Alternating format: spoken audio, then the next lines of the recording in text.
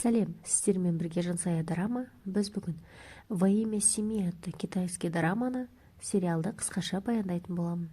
Басты рөлде Лин Цзяньцзян деген қыз анасы бала кезінде қайтыс болып, әкесімен бірге тұрады.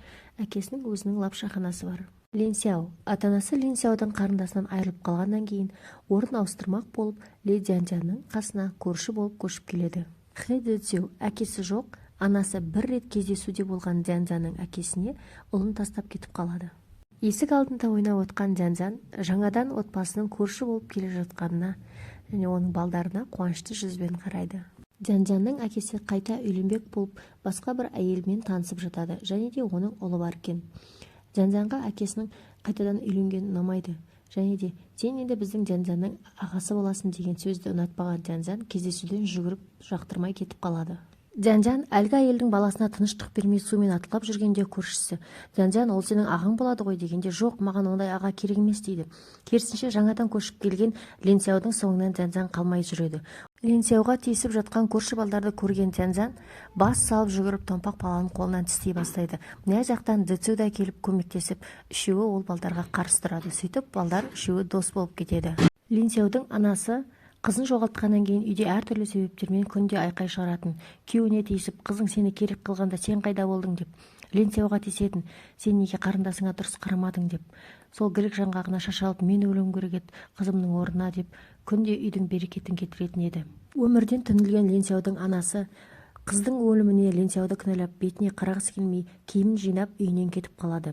Кетер кезде көзі жасаураған анасына қараған баласына қарамастан, осы кезде дым түсінбеген Цзяньцзян, әпке, маған ұлыңызды бересіз бе, сізге керек болмаса, маған аға керек деген кезде, бердім саған, ала бер деп қайырылмай анасы кетіп қалады. Ал Цзяньцзян болса, аға пайда болғанына қатты қуанады. Анасы тастап кеткеннен кейін Лин Сяо әкесі екеуі бірге тұра бастады. Әкесі полиция қызметкері болғаннан кейін көбінде үйде болмайтын, жұмыста болатын.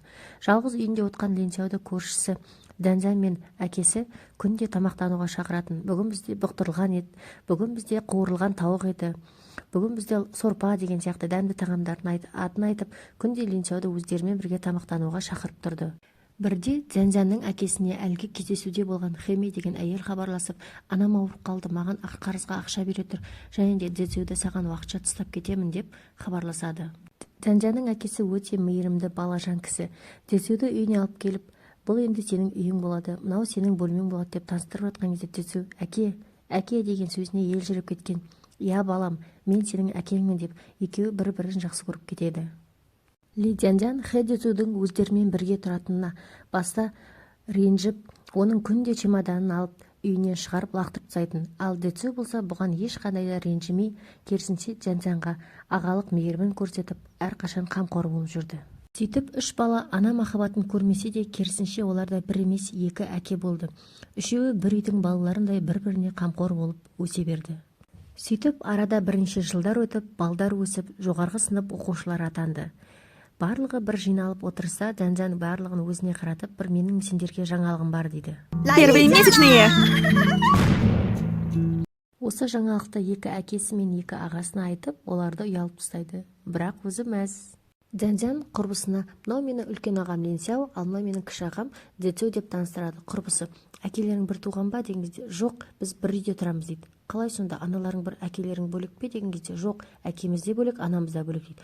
Онда сендер бір тумағансыңдар деген кезде, жоқ, бұл екеуі менің ағам деп әрқашан Цзяньцзян осылай жауап беретін. Олар өздерінің аналары жайлы сөз қозғағысы келмейтін. Дэцю Лин Сяоға, сенің анаң әкеңнен ажырасқасын тастап кетті, ал менің анам болса мені мүлдем тастап кетті дейтін.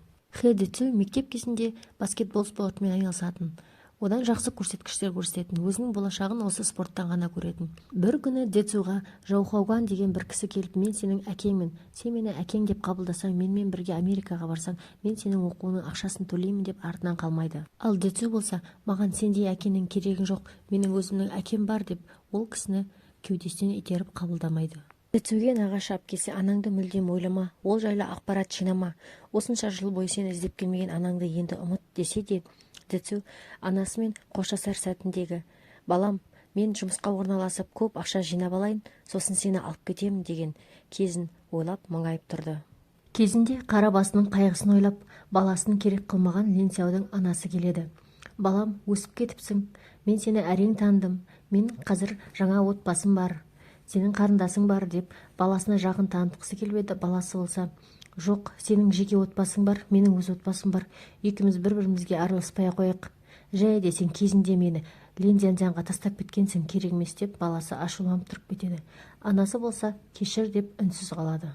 Линсяо Линзянзяннан әкелеріне анасымен кездескенін айтпауын сұрайды. Анасы Линсяодан өзінің қызына көңіл бөлуін сұрайды. Ол сенің не дегенмен де туған қарындасың ғой. Линзянзянға бөлген махаббатың мен уақытыңды бөле алмайсың ба, титтей бөлігін деген кезде, жоқ, менің Линзянзянға деген уақытымды ешкімді бөле алмайды, ешкімді менен ала алмайды деп жауап береді. Линсяо мен Зянзянның бір-біріне деген ара қатынасы, ағасының қарындасына, қарындасының ағасына деген махаббаты өте күшті болатын. Екеуі бір-біріне әрқашан қамқор болып, бір-бірін ренжітуге жол бермейтін. Бірде Зянзян сабақ оқып отырып, қатесін Линсяо басынан шертіп көрсеткен кезде, ақмақ болып қалсам өзің үйленесің ба деген кезде, иә, өзім алам деп жауап берген болатын. Линсяо анасымен кездесуге кеткеннен кейін бірнеше күннен кейін үйіне оралғанда, Зянзян оны сағынғаннан үстіне секіріп, жабысып айырылмай осылай қарсы алған болатын. Линсяо анасы жол апатына түсіп жүре алмай қалған соң, өзінен басқа анасы мен қарындасына қамқор болатын адам жоқ болған соң, амал жоқтан Сингапурға жоғарғы оқуға түсетінін айтады. Ал Дзецу болса, әкесінің лапшаханасын жауып тастап жұмыс істеуіне кедергі болған өзінің туған әкесі Джао Хаугамен бірге Англияға кететінін айтып, екеуі ренжиді. Осы жаңалықты естіген Зянзян қатты ашуланып ренжіп, жоқ, мен қарсымын, мен келіспеймін, ешкімді кетпейді деп шу шығарып айқай шығарады. Сол кезде әкесі Зянзянды сабырға келтіріп, қызым қой, екеуі де жоғарғы оқуға кетіп баратыр, оқулары біткесін қайтып келеді, телефонмен сөйлесетін боласыңдар дегеніне көнбей жылап отырған Зянзянға Линсяо келіп, сен өскеннен кейін екеуміз ажырамаймыз, мәңгі бірге боламыз деп кетеді. Ағалардың жолға шығатын уақыты болып, Дзецу Англияға, ал Линсяо Сингапурға кететін күні Зянзян оларды шығарып салуға бөлмесінен шықпады.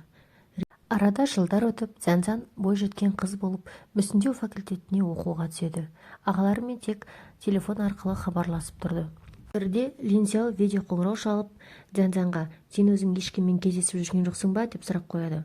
Жоқ, менің біреумен кездесетін уақытым да жоқ дегенде, дұрыс, сен әлі кішкентайсың, ешкіммен кездеспе, сабағыңа көңіл бөл деп жауап береді. Ағаларының оқулары бітіп, елге қайтатын уақыты болғанмен, Линсяо да, Дзецу да екеуі де оралмады. Ал Зянзян болса, оқуын бітіріп, жұмысқа тұрып, жаңа ортасымен өз өмірін сүре берді. Бір күні Дзецу елге оралып, әкесінің лапшаханасына келіп, әке, мен келдім деп, әкесіне иіліп сәлем беріп, әкесі де баласының келгеніне қатты қуанып, екеуі қауышады. Линзянзян да Дзецу мен Линсяоның қайтып оралғанына риза болғанмен, бала кездегідей қатты қуанып, мойындарына асылып жүгірмеді. Зянзян тісі ауырып, мазасызданып ауруханаға барады. Ауруханаға барғаннан кейін ем алып отқан дәрігердің өзінің ағасы Линсяо екенін көрген кезде қатты таңқалады. Ағалары Зянзян мен арасындағы салқындықты жібітіп келе алмау себептерін түсіндіреді.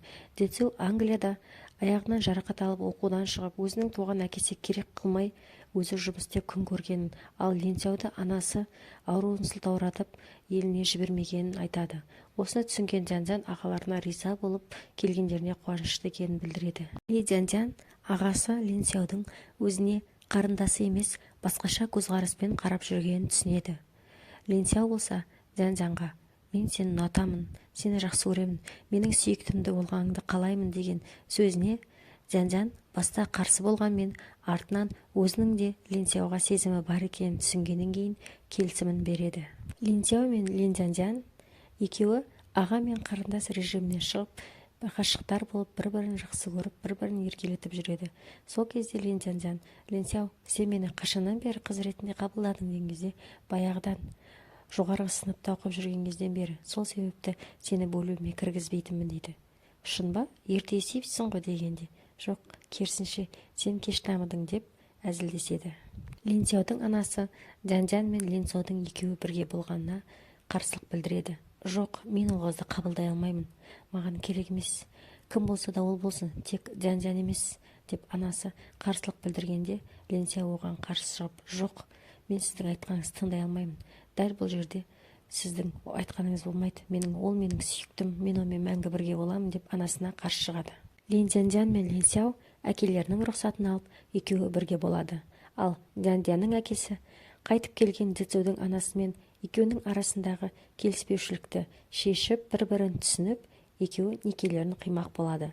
Сөйтіп, барлығы бақытты өмір сүреді. Сіздерге «Во имя семьи» сериалы ұнаған болса, каналымды қолдап лайк басып, комментарий жазып кетіңіздер.